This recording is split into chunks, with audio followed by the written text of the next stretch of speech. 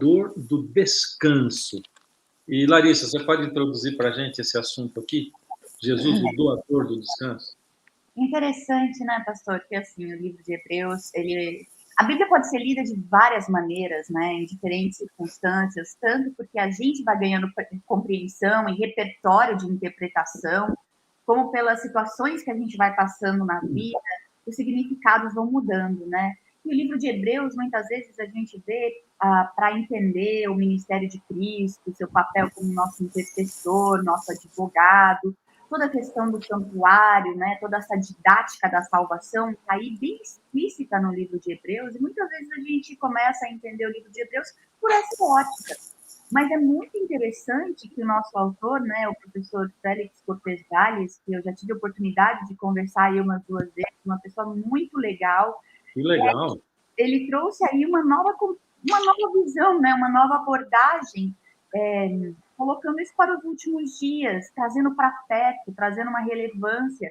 E essa lição especial do descanso, que a gente está conversando sobre ela no sábado, que é bem interessante também, ela me deu uma outra visão. Assim, há um tempo eu venho pensando sobre essa questão do sábado, né? Porque é muito importante a gente realmente entender, porque se a gente, como adventistas do sétimo dia, a gente acredita que o sábado é uma marca do remanescente, a gente precisa entender que não significa apenas um dia em que eu paro de trabalhar, ou que, de certa forma, a gente às vezes tem um orgulho, assim, orgulho entre aspas, né? Mas um orgulho santo de dizer assim, não, eu estou cumprindo a lei de Deus, entendeu? Ou essas coisas, tem que ser muito mais que isso. Ou então, aquela coisa, eu lembro que uma vez eu entrevistei o Dr. Jacques Ducan também, que é uma pessoa maravilhosa, e ele estava um pouco exasperado, às vezes falando, porque às vezes a nossa compreensão é de que o sábado não é o domingo. Aí ele falava assim, evidentemente que o sábado não é o domingo, mas tem muito mais do que isso.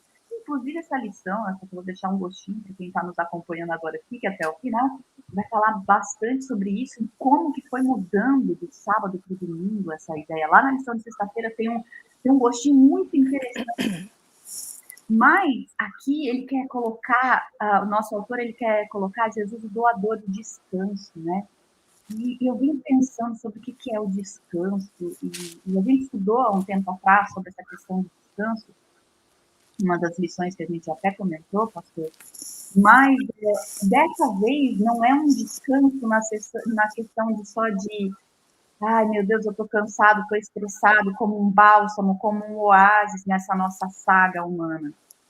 Na verdade, é como um brinde da graça, né? Como, na verdade, é tudo... Nossa, eu acho que é aquele copo de água fresca, ou então o cálice do cordeiro que a gente vai beber na ceia de Cristo. Eu ganhei uma nova compreensão, é muito interessante. Porque aqui na lição de sábado, né, vai falando que o começo do livro de Hebreus, os capítulos 1 e 2, eles vão enfatizar justamente a soberania de Deus. Deus entronizado, é aquela narrativa que já te põe na sala do trono, né? E você consegue ver o soberano do universo. E aqui nós temos, pastor Fernando, pode introduzir aí a nossa mais nova convidada ali. Pois é, olha lá, a Evelise chegou. Esse é um dos problemas de ser ao vivo, né? Nem te conto depois. Mas também é uma vantagem, né? Porque fica assim mais familiar a coisa, né? Menos formal. Foi a emoção de saber que a tia Cecel ia estar aqui comigo. Mas você está perdoada, viu, Ive? Porque você tem criança. Obrigada, Cecel. Eu entendo. Pronto, porque a Cecel já perdoou por causa das crianças. Pode continuar. Perdão, Larissa.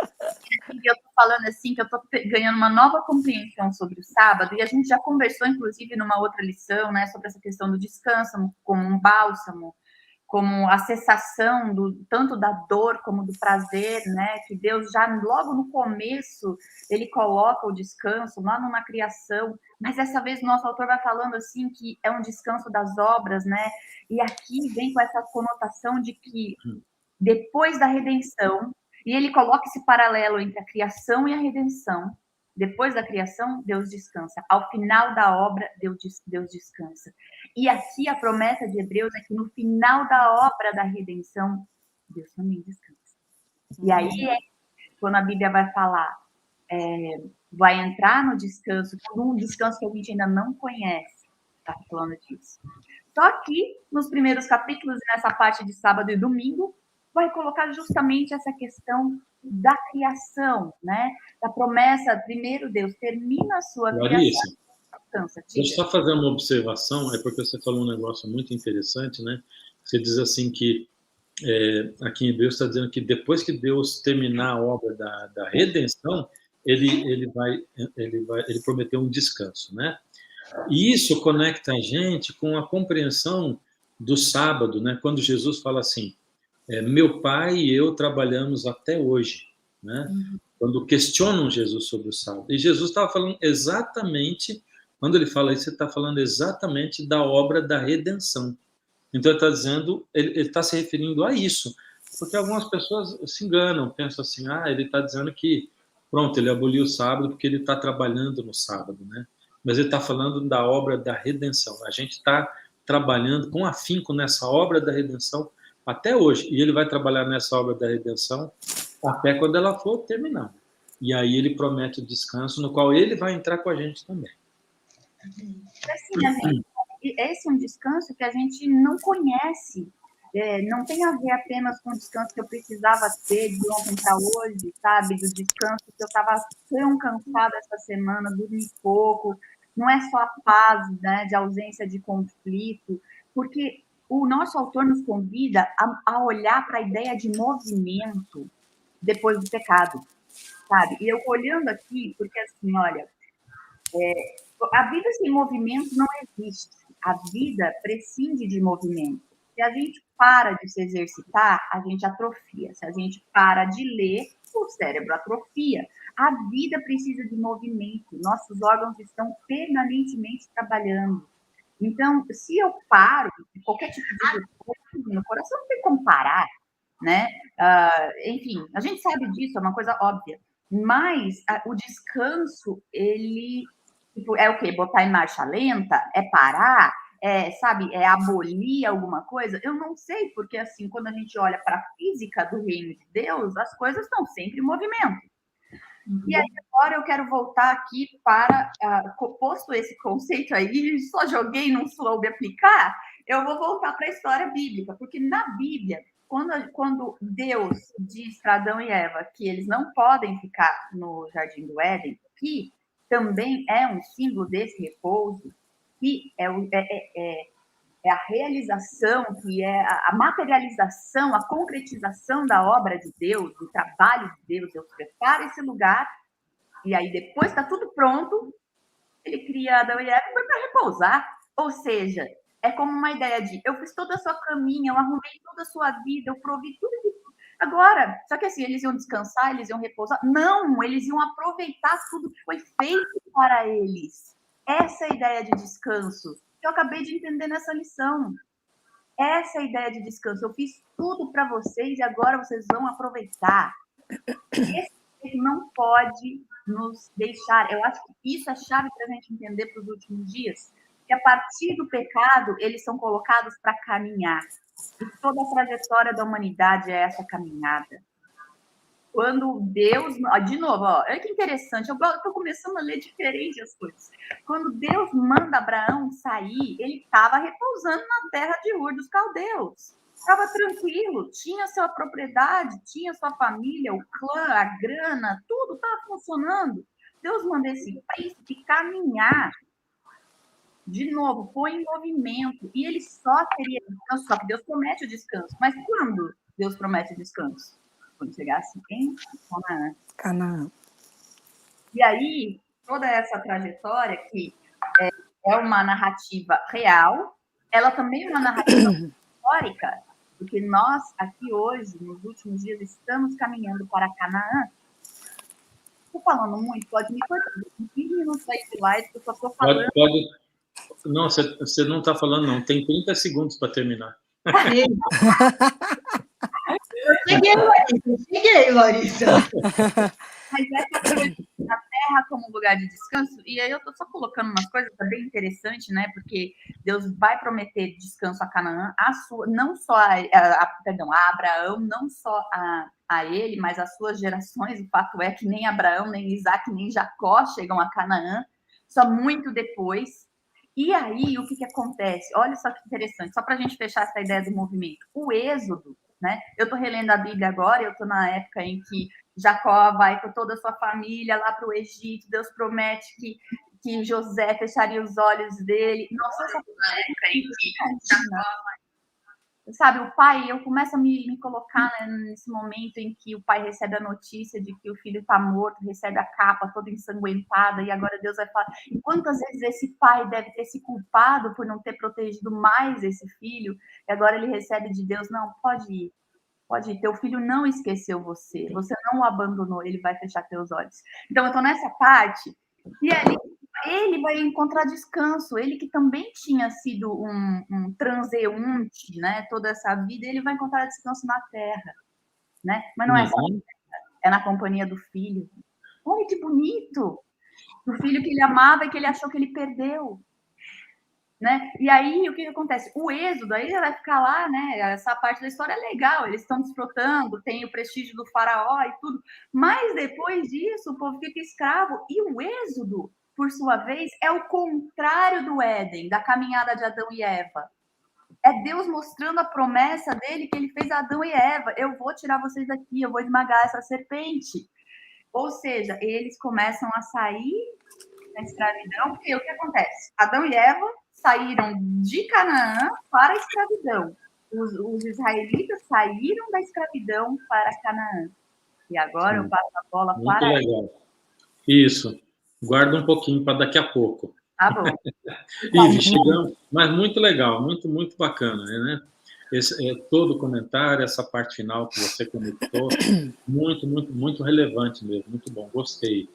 E vamos passar para a Ive. Ive, nós chegamos na segunda-feira por causa da incredulidade, né? Aí Deus pontua isso aqui, né? A incredulidade. O que você aprendeu disso aqui?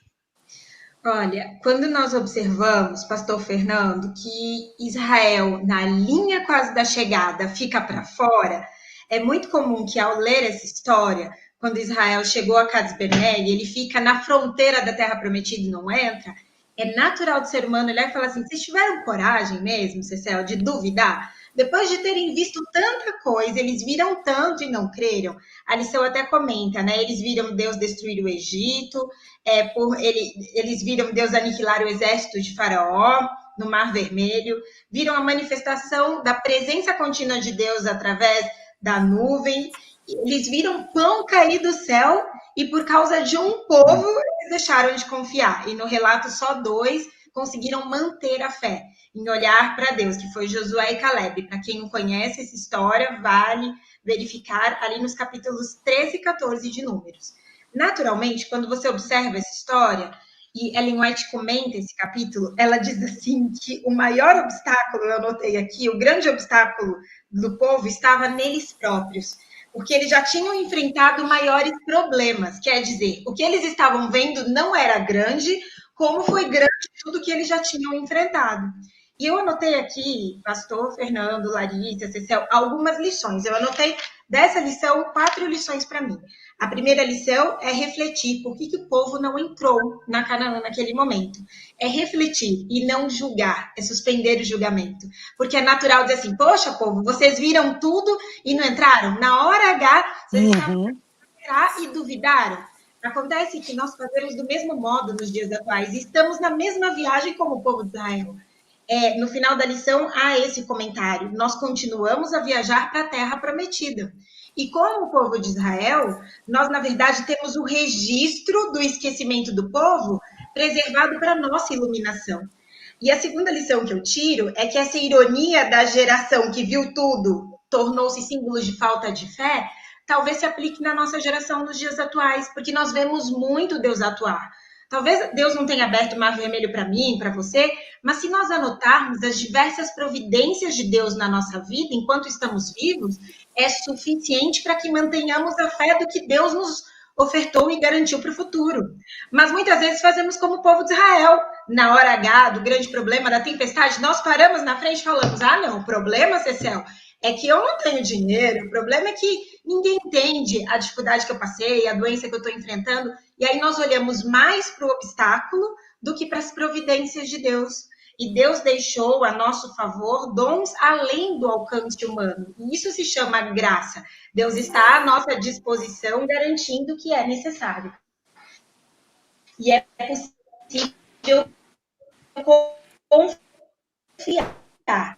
Diz a bem desse estudo, que essa falta de fé me proíbe de julgar o outro e acaba limitando também a minha visão espiritual.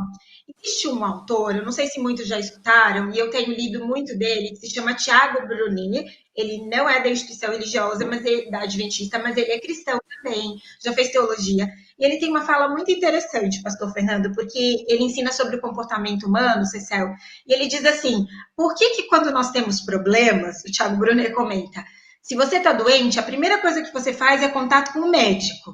Se você precisa de dinheiro, a primeira coisa que você faz é buscar quem pode te emprestar, o banco. Você fica olhando na sua conta para ver se lá vai cair dinheiro que você precisa. Quando você tem um problema jurídico, você procura um advogado. O que te impede de buscar primeiro a Deus, sabendo que Ele pode todas as coisas? Nós não estamos pormenorizando os outros profissionais, mas é olhar para Deus e para o que Ele é capaz de fazer antes de olhar para as limitações e para as problemáticas. Então, o convite aqui da lição é exatamente nos exortar para a falta de fé. E essa é a quarta lição. A falta de fé, ou a fé, ela é contagiosa. E eu vou repetir, hein? A falta de fé, ou a fé, ela é contagiosa. E em Hebreus, capítulo 3, verso 13, diz assim para nós cuidarmos de animar uns aos outros. Sabe por quê?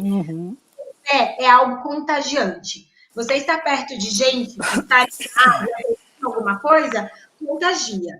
Mas estar perto de gente desanimada, que olha o problema, que você conversa, também é contagiante e é tóxico. Então, a palavra do Senhor é muito sábia quando diz assim que nós devemos cuidar para animarmos uns aos outros, para não entrarmos na era da incredulidade. E ainda, aqui diz assim, há um comentário, e a minha última parte, pastor, nesta lição, que diz assim, e eu acho até uma ousadia Ellen White escrever isso no livro Caminho a Cristo. Para mim, é uma ousadia, porque é um convite com uma exortação que diz assim, estabeleça como regra nunca pronunciar uma só palavra de dúvida ou desânimo. Você pode fazer muitos para iluminar a vida, você pode fazer muito para iluminar a vida de outros e fortalecer seus esforços através de palavras de esperança e de santo entusiasmo. As nossas vidas nos dias atuais, elas não têm sido fáceis e cada um de nós tem um enfrentamento. Mas nós estamos juntos nessa viagem para o céu e estamos garantidos por Jesus Cristo, que é o nosso doador do descanso. Esse descanso significa também uma tranquilidade espiritual, por saber que o mais desafiador, Cristo já venceu por nós. O meu papel é manter o ânimo, apesar do caos, para que as pessoas percebam na minha vida iluminada, da Cecel, da sua, por que você continua sorrindo, agradecendo, mantendo a fé, que tem sido, eu penso que é o mais desafiador, pastor Fernando. Eu tenho recebido mensagens de vários dizendo assim, olha, eu não tenho mais fé, eu perdi a fé. Perder a fé, eu entendo, Cecel, que é o mais grave, porque eu não estou dizendo que a gente vai estar feliz todo dia, mas o ânimo não tem a ver com a questão da felicidade. Ive, vou dar um apoio aí também, que eu achei linda essa lição sobre a fé, e eu tenho um caderninho aqui, o Fernando sabe, tudo que eu leio e eu gosto, me toca, eu escrevo nesse caderninho para mim e escrevo para mim um subtítulo. E aí, fui olhar meus caderninhos aqui, né? E eu vi um texto que é escrito assim, a fé, como a Larissa falou há pouco também, que tudo é movimento e um exercício. É um exercício. E a regra de Deus é qual? Um dia de cada vez. Isso aí. Né? E eu anotei aqui, da lição da Escola Sabatina de 2017, ainda bem que ninguém está me vendo em pé, porque eu estou assim, ó. Ai, você é ótima! Você tem noção de nós quatro aqui hoje? Você é nossa estrela de Jesus. Ai, só você, Ive. Eu falei para minha mãe, eu falei, vou gravar lição com a Cecel que legal, desculpa perguntar. Mas daí, na lição de 2017, eu fui procurar e eu achei uma anotação que eu fiz lá sobre a fé. E eu achei tão linda, eu falei, eu vou copiar e vou trazer. Aí fala assim, a fé é mais do que uma aceitação intelectual, é colocar nossa vida em risco. Quer dizer, a cada dia, um dia de cada vez, eu tenho que colocar a minha vida em risco, crendo que Deus vai cumprir a sua promessa, a sua palavra, e Ele não vai me decepcionar. Amém. Independentemente do que possa acontecer na minha vida, essa fé me leva a seguir avante, sem medo e confiando que Ele vai cumprir. Não, achei lindo isso, Ele não vai me decepcionar. Mesmo que coisas ruins aconteçam, creia que é o melhor para você. Como a lição, né, da semana passada, foi até de quarta-feira, onde falou que pelo sofrimento, Jesus Cristo foi aperfeiçoado. E assim mesmo, pelo sofrimento, nós, a cada dia, somos aperfeiçoados por esse Deus tão maravilhoso que pensa, cuida e não nos decepciona, né? E esse não decepcionar não quer dizer que ele vai livrar a gente de tudo. Uhum. E nem que a gente vai entender o que aconteceu logo em seguida. Porque, às vezes, olha, tem períodos da vida da gente que você leva 5 anos, 6 anos para você olhar lá para trás e dizer assim, agora eu estou entendendo por que aquilo aconteceu, entende? Por isso que a fé é uma caminhada. E tem gente que, nesse meio termo, perde a fé, aí vai o caminho do filho pródigo até encontrar de novo, alguns não encontram, e até encontrar de novo, ver que ficou um hiato, uma lacuna na vida, né? Porque perdeu a fé e demorou demais para entender o que estava acontecendo. Eu quero citar aqui só um pouquinho, Ive, aí, que eu acho que cabe bem legal aqui. O JP Tuba, ele comentou aqui no YouTube, né? Lembrando que não crer é não tomar posse. Então, não tomar posse é resultado de nossa escolha e não da punição de Deus, né? Achei muito legal e me remeteu para um negócio que eu estou lendo um livro aí, muito legal, e ali ele faz, porque tem a ver com graça, e a lição cita aqui na segunda-feira, né? Que ninguém fique afastado da graça de Deus, Hebreus 12, 15. E ele faz uma comparação muito interessante de um milionário que resolveu mandar para uma cidadezinha pequena que tinha sofrido uma catástrofe, ele resolveu mandar um cheque de $1.000 para cada casa. E lá nos Estados Unidos tem muito esse negócio de mandar cheque, né? E as pessoas mandam pelo correio e tal, até para pagar conta e tudo. Hoje está mudando, mas tem muito disso. E aí ele mandou um cheque de $1.000 para a casa de cada morador da cidade. E muitos não foram descontar o cheque, não acreditaram naquilo, entende? Eu assim, acha que isso aqui é brincadeira, né? Receber um cheque de $1.000. Então, quem descontou o cheque foi abençoado pela graça, né? Isso é tomar posse. Agora, quem recebeu o cheque, mas não foi descontar, não tomou posse. Não tomou posse. É por isso que diz que é pela fé, né? Eu tenho que acreditar que aquilo Deus está dando de graça para mim, né? E sabe, eu fico pensando que nosso mundo ele está cada vez mais propenso. Já entra na terça-feira, tá, Larissa? Já entra. Isso, a descrença, sabe? A gente vive na era da fake news, a gente não sabe mais o que é o quê. A Ivy estava falando dessa coisa do médico, né? Que quando a gente tem algum problema, a gente recorre ao médico. Mas ontem eu estava numa consulta e o meu médico estava falando do caso de que uma vez ele foi atender um paciente e o paciente precisou operar, ele chamou a esposa do paciente, explicou como é que seria o pós-operatório e tudo. E o casal estava super bem entendido, falou se teria alguma complicação. Depois, o caso é que depois que o cara operou, ele teve uma complicaçãozinha, mas estava tudo dentro do previsto e do conversado com o casal. Só que apareceu uma tia nesse meio tempo, cuidando do cara, e a tia começou a buzinar na orelha deles. E, resumindo a história, eles começaram a desconfiar do médico e acreditar na tia, porque a tia dizia: porque fulano de tal aconteceu a mesma coisa. Não aconteceu isso, tem alguma coisa errada. Ou seja, os motivos... Aconteceu que o médico falou assim, olha, a gente tem 2 opções. Ou vocês vão confiar no tratamento que eu estou fazendo. O cara abriu outro, entendeu? Ele sabia o que ia acontecer. Mas, ou então vocês vão precisar trocar de médico, porque vocês desconfiam do tratamento que eu estou oferecendo a vocês. O fato é que a tia se colocou e eles resolveram desistir. E aí o que acontece? Hoje o médico chama todo mundo, chama marido, pai, mãe e tia, para falar quando a pessoa tem processo operatório. Mas a gente está tão condicionado a desconfiar do outro, a nossa fé está minada, e cada vez mais fica ficando impossível essa coisa do acreditar, né? O que a gente acredita hoje? E isso é um sinal dos tempos. Porque e cada um tem uma opinião. Sem conhecer direito o assunto, acaba dando a sua opinião e você fica nesse caminho. O que é o melhor a ser feito, né? Por isso que assim, o grande convite da Bíblia é para que a gente conheça a Deus.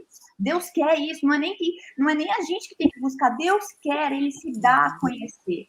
E o pastor estava falando sobre essa questão das perguntas, né? As grandes perguntas que a gente tem para Deus, e muitas pessoas acabam perdendo a fé porque essas perguntas não são respondidas ou não são respondidas como a gente quer.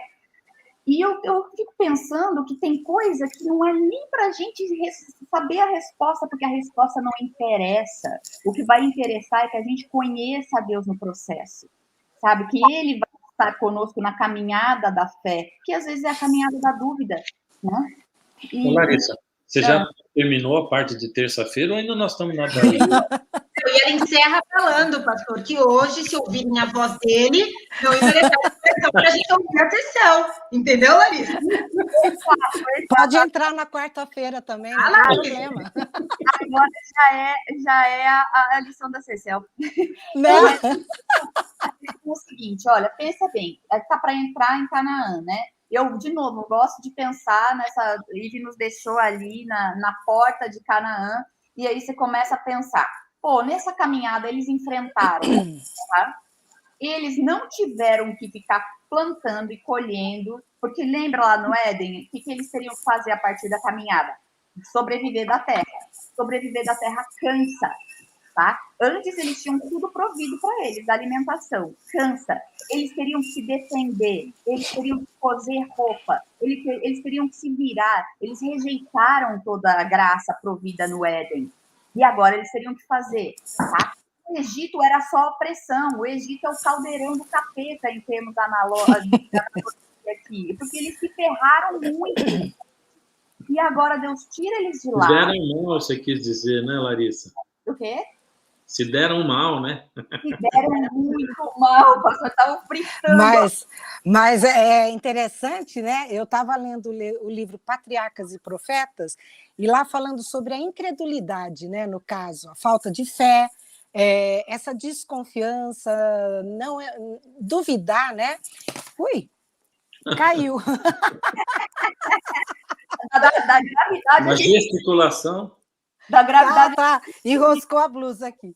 Mas aí fala um trechinho lá, fala assim, né? Que quando os homens se entregam o coração à incredulidade, eles se colocam sob o domínio de Satanás, né? E ninguém poderá dizer até onde ele pode os levar, né? Então, é uma coisa que, para nós também, até onde? Nós não sabemos qual o caminho, né? Exatamente. E o sofrimento, ele tende a deixar a gente, as frustrações consecutivas, a deixar a gente cético, né? Gato escaldado tem medo de água, né? Então, assim... E aí, desculpa, só um comentário. Aí eu entendo que é por isso que Deus, a todo instante, usa a expressão hoje, está exortando nós também, hoje, para cuidarmos, para não endurecermos nosso coração, hoje. Porque não adianta a gente só olhar a consequência disso ou olhar o povo. Hoje, Deus está chamando nossa atenção para estarmos atentos às decisões espirituais que tomamos hoje. Como a Cecel disse, não dá para prever até onde o mal pode nos levar. Então, Deus chama e nos exorta. Hoje, ainda é hoje. Eu penso que os dias atuais, a gente não tem muito hoje como ficar fazendo grandes planejamentos. Temos sido interrompidos por questões que são, assim, chamamos de casos fortuitos ou forças maiores, que não estão no nosso controle. Mas existe algo que está no nosso controle, sim, a decisão do hoje. Sabe que por isso que o sábado ele é tão importante, porque ele representa descanso no passado, no presente e no futuro, o tempo todo. No passado, na libertação do povo de Israel, e Deus evoca esse motivo como sendo esse evento como um dos motivos para se guardar o sábado, para entrar no descanso. No presente, porque durante toda a nossa vida nós podemos ir sendo libertos através desse descanso, que representa a graça de Deus. E no futuro, né, porque Deus aponta que lá na Terra Prometida ainda, e será que de uma lua nova a outra e tal, então virá toda a carne me adorar. Então, e de um sábado a outro, né, está dizendo lá. Então, Deus está dizendo, isso aí vai ser o significado do descanso por toda a eternidade, né? Eu vou entregar aqui para você, Maricel, vamos lá. Chegou a sua vez. Com tudo, hein? Mas a lição, entrando em seu descanso, né? Hebreus 3, ela inicia com um convite, né? Inicia com um convite, e lá em Hebreus, vou até ler aqui. Meus irmãos na fé, vocês que também foram chamados por Deus, olhem para Jesus. Esse é o convite, para que a gente olhe para ele, que Deus enviou para ser o grande sacerdote da fé que professamos. E lá já no capítulo 4, verso 16, ele faz um apelo para todos nós, né? E eu anotei aqui também, destaquei. Por isso tenhamos confiança e cheguemos perto do trono divino onde está a graça de Deus. Ali receberemos misericórdia e encontraremos graça sempre que precisarmos de ajuda. Falei, como é confortador, né? Esse verso.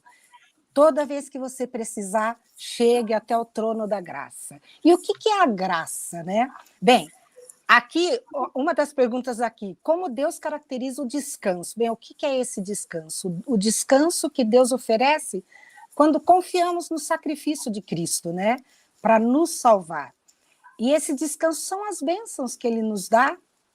Não merecemos, é a graça imerecida, mas ele nos dá de graça. Até eu vou fazer um spoilerzinho aqui. No meu programa, né, da tia Cecel, a gente vai falar sobre a graça para as crianças. E foi até um episódio que eu tive que escrever, né?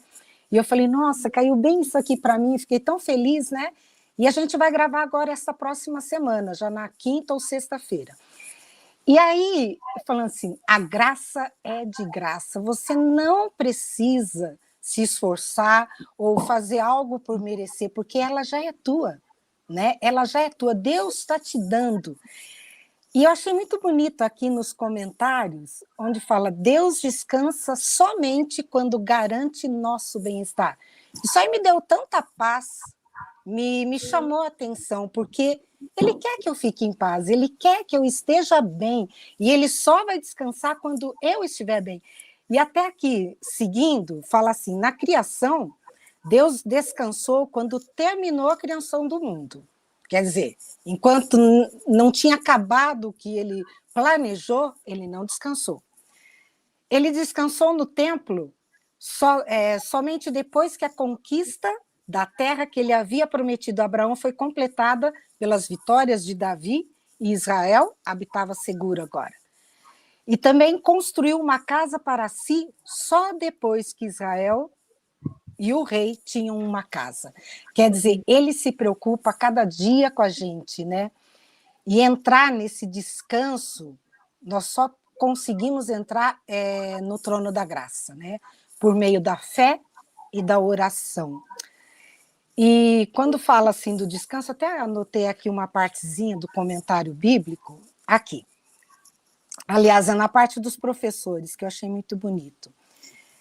Os cristãos entram no descanso de Deus quando consideram Jesus, quando ouvem a sua voz, quando exercem a fé nele, quando abandonam os próprios esforços, né, para obter a salvação, quando conservam firmes a confissão e se aproximam do trono da graça a fim de receber a misericórdia. Ele nos dá tudo, de mão beijada, né? Vamos dizer assim. E a gente fica aí se esforçando, tentando fazer por merecer. Mas a gente tem algo a fazer, o que é? é nos entregarmos a cada dia em oração, porque a vida em Cristo, ela é um descanso.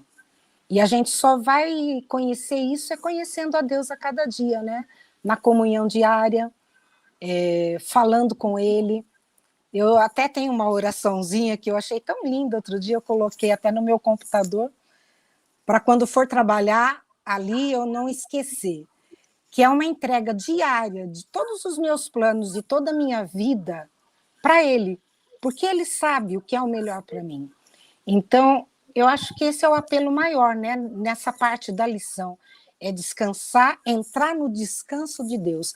E esse descanso que Ele nos promete, futuro, que é na terra prometida, não será uma terra perfeita, com paz, mas principalmente porque ali a gente vai poder conhecer melhor quais foram os caminhos que Deus utilizou, porque muitas vezes a gente sofreu em certos momentos da nossa vida, que Ele tentando nos aperfeiçoar a cada dia, mas que isso era necessário. Então, esse descanso, que é herdar a vida eterna, que é a próxima lição, né, que é já uma antecipação da nova criação, Deus nos dá um vislumbre, né, Larissa? Um vislumbre a cada dia, a cada semana, tendo o sábado como um deleite, como um presente de Deus, mas a maior promessa do descanso nele é a gente alcançar essa vida eterna, e só vamos alcançar, chegar a esse trono de graça com fé e oração. Acho que é isso. Gente, ela estava com medo de não saber o que falar. Não foi uma gracinha que ela falou? Já podemos até encerrar, pastor, com ela? Pois é. Eu queria colocar isso aqui, tudo que ela falou, que foi muito legal, assim, no âmbito espiritual, né? Quando Deus descansou a primeira vez na criação, quando o homem descansou a primeira vez, ele não tinha feito nada para descansar, porque Deus criou e já o homem já descansou. Descansou do quê? Então, realmente, cada vez que a gente recebe o descanso, a gente vai ver que nós não temos basicamente nada para fazer. Quando Jesus termina a obra dele, o sacrifício perfeito dele, então ele vai para preparar a terra prometida para nós. Também é só Jesus que faz tudo ali, cumpre tudo. E depois que ele vier, a gente vai entrar no descanso com ele. Como disse a Maricel, a única coisa que a gente tem que fazer, a única obra nossa, é a entrega. A verdadeira entrega do eu. E descobrir isso, como isso acontece, é muito, muito importante. Porque ao mesmo tempo que a gente precisa entregar o eu, é muito importante também a gente descobrir quem sou eu. É muito importante eu aceitar a mim mesmo, o que eu posso aceitar as outras pessoas. E Jesus colocou assim, ama o teu próximo como a ti mesmo.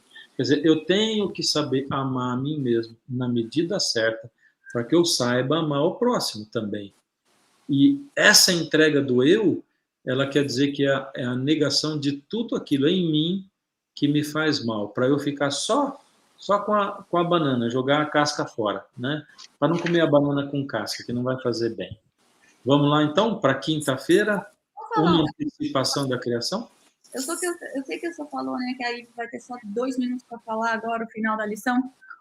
Mas é o seguinte, quando o Cecel falava, é assim, ó, é acreditar na promessa, essa questão da graça, a gente acreditar na promessa, quem faz tudo é Cristo. A gente tem que acreditar e caminhar, né? Uhum. Assim, a gente não... Olha só, volta de novo para a porta de Canaã, que a Ivy já vai começar ali a falar sobre isso. Pô, eles estavam sendo libertos de ter que ficar passando fome, calor, ter que plantar, ter que guerrear. Eles não iam ter que fazer nada disso. Vamos pensar agora em termos práticos. O que eu preciso vai estar provido. Eu não vou mais ter inimigos. Eu vou poder adorar sem ser ridicularizado. O meu Deus estará comigo. Eu vou estar perto da minha família. Não é que não ia ter problemas, eles iam ter, ia ser diferente. Mas acontece que ele era uma nação viciada em problemas, em frustrações, que não sabiam lidar com as coisas. Essa é a nossa mensagem hoje. Se eu fico amargurado, se eu fico duvidando do juiz nos meus problemas, se eu fico angustiado com as coisas, eu duvido que alguém vai resolver o problema, eu fico amargurado. E a amargura vai provocar a descrença. E a descrença prefere comer cebola do Egito do que uva gorda de Canaã. Então, dito isso, Ive, terminei minha parte. Jesus é o doador do descanso. E no final, o pastor Fernando falou assim: olha, quando eu sei o meu papel, eu consigo também, eu sei quem eu sou, eu sei também respeitar o próximo. Eu penso que a lição a todo instante está nos exortando para descansar e confiar, como a Cecel falou e a Larissa também, em Deus, que é o nosso maior desafio. E o sábado é esse descansar.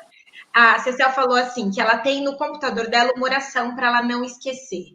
E a importância da entrega diária, porque nós, como seres humanos, temos a tendência pecaminosa de esquecermos o que Deus já fez, de esquecermos que nós somos falhos, e aí, quando as pessoas falham conosco, nós nos achamos muito injustiçados. A lição é, de novo, Jesus é o doador do descanso, ele é o descanso. Então, a primeira premissa que eu tiro dessa lição de quinta-feira é que eu devo buscar o descanso nele, não nas pessoas. Não porque as pessoas não sejam boas, porque elas são como eu, e elas falharão como eu, e me decepcionarão como eu decepciono. Dessa maneira, estamos na mesma situação. E o lembrete é que em Êxodo, nós temos aí a antecipação da nova criação, rememorando a criação do homem e do sábado, quando fala sobre a guarda do sábado, e em Deuteronômio vem relembrar a redenção, a importância de liberar os escravos, de guardar o sábado, nem tu, nem tua serva trabalhar, nem teus animais. É a enfatização da liberdade, dessa redenção. Só que quando nós olhamos para essa antecipação da nova criação nos dias de hoje, a Cecel falou sobre isso, eu penso que o sábado, quando chega a semana, quando ela se despede e entra o sábado, é a oportunidade que nós temos de gozar da eternidade. E na tradição judaica, diz a lição, que muitas das fontes e as pessoas, ao estudarem o que significaria aí para Israel, entender o que seria, inclusive, o mundo vindouro, tem um comentário dizendo assim, mostra então para eles como é o sábado, para mostrar o que significa o mundo vindouro. Olha, meus irmãos do coração que estão me ouvindo, vocês têm noção que o mundo, eles conhecem um pouco do que vai ser a eternidade, convivendo conosco no sábado. Que o sábado, para mim e para você, significa exatamente a antecipação do céu no mundo imperfeito, é o sinal da ressurreição, eu anotei aqui, é motivo para celebração.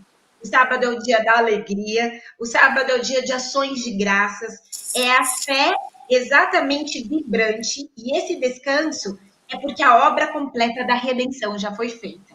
Então, o sábado representa um descanso porque a obra da redenção já foi feita. E Deus fez uma obra... Oi. Desculpa aí te interromper, mas é que você falou um negócio tão legal, né? Referente ao que as pessoas do mundo não têm noção, né? Do Sim. que o sábado representa. E aí, sabe, me ocorreu fazer um apelo, um desafio para todo mundo que está assistindo, né? E, inclusive para mim, né? Para nossa casa, né? Você já imaginou que evangelismo legal, maravilhoso seria você só dizer para amigos seus que não são de Deus, eu quero convidar você para passar um sábado comigo, entendeu? Puxa vida, se você planejar esse sábado legal, a pessoa vai levar um choque de passar um sábado com você. Você não diz o que vai acontecer. Então, eu queria que você entregasse um sábado aí para passar comigo, com a minha família. Vamos passar um sábado comigo? E expõe a pessoa, diz assim, fica livre, porque você vai ser guiado, a gente vai guiar você, e aí você expõe a pessoa aquilo que você quiser, levar na igreja, almoçar na sua casa, e etc. Né? Seria muito legal. Antes de entregar para você de novo, Ive, deixa só... A Maricel levantou a mão? Não, eu só queria completar isso daí, né? Você sempre fala nos seus cultos, né, nas igrejas, principalmente Curitiba, né? Sábado é dia de festa. E é verdade, sábado tem que ser alegria. E eu me lembro, assim, de quando criança, que os sábados para a gente eram muito especiais, né? Meu pai não era adventista, mas minha mãe, todo sábado à tarde, o que a gente fazia? Ela reunia as crianças da rua e a gente fazia uma escola sabatina para as crianças da rua. Amigos, coleguinhas, né? E eu lembro disso com tanta alegria, assim, de ter feito parte disso. Eu penso assim, Deus só estava preparando, né? E minha mãe, da maneira dela, da simplicidade dela, fazendo um trabalho tão lindo e que deixava a nossa casa, assim, as crianças, depois disso era brincadeira, era alegria, então isso é um saudosismo, né? Uma coisa que fica tão, tão gravada na mente da criança e que pode transformar também para a gente no dia a dia, como um almoço na sua casa de dia de sábado, né? Você fazia o que nessa escola sabatina, Maricel? Eu contava história, olha aí, já estava começando.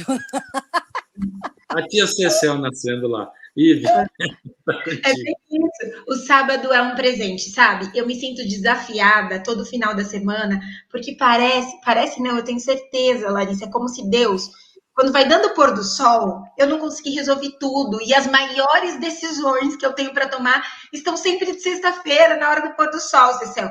É como se Deus falasse assim: descansa, agora 24 horas é comigo, para você lembrar que é sempre comigo.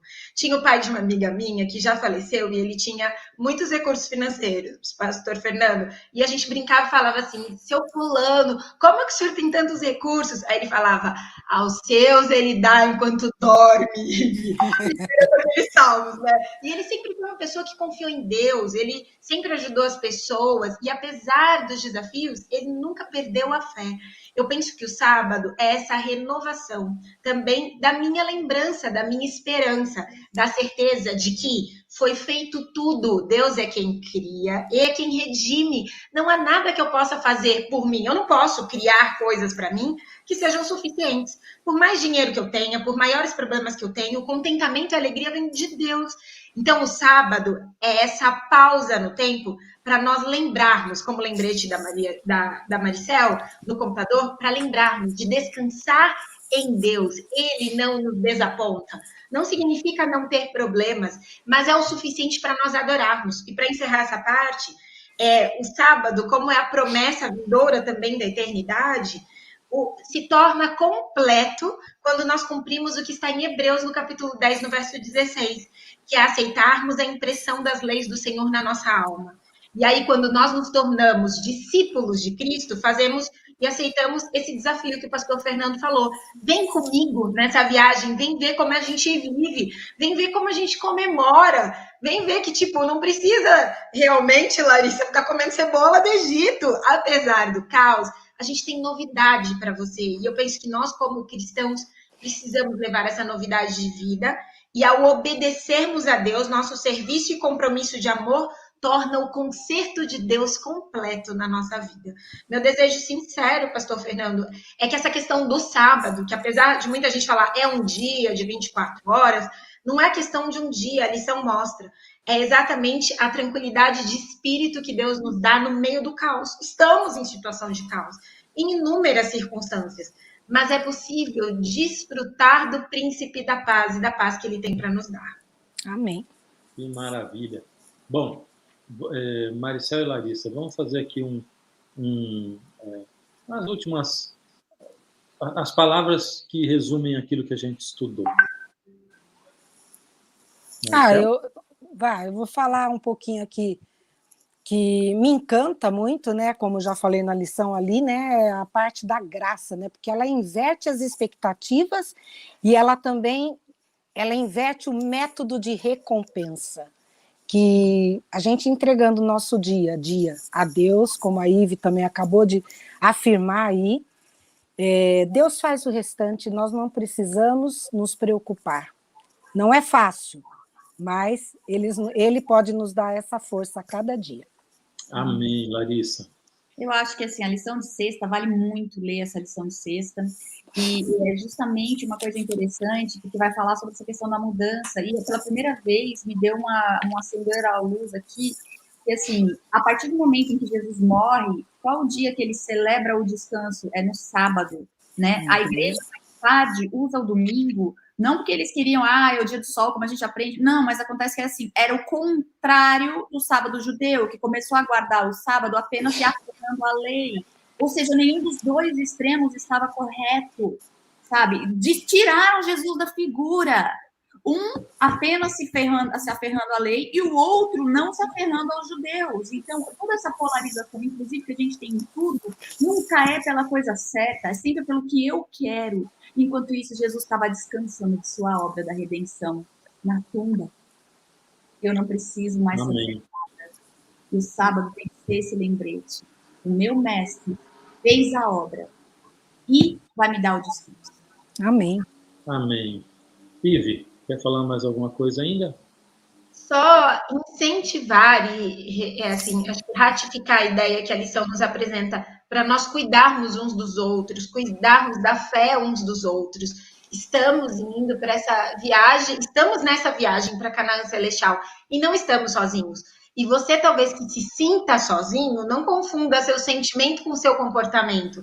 Traga pessoas para perto de você, ore por isso, torne seu sábado esse deleite e trazendo essa esperança de futuro para quem está ao seu redor.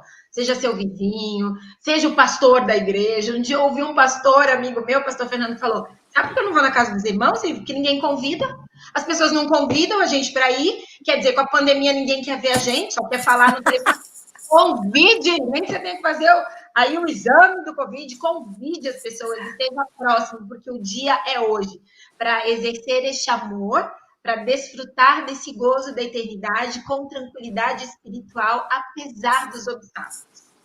E só o finalzinho, e a melhor maneira de descansar é apresentar a Cristo, né, Ive? Porque ele é que dá a fé, ele que renova as nossas forças, e ele que vai cumprir a palavra é dele. A gente tem que, não é a gente que vai fazer nada, é só Cristo. Ele é o descanso em pessoa, né?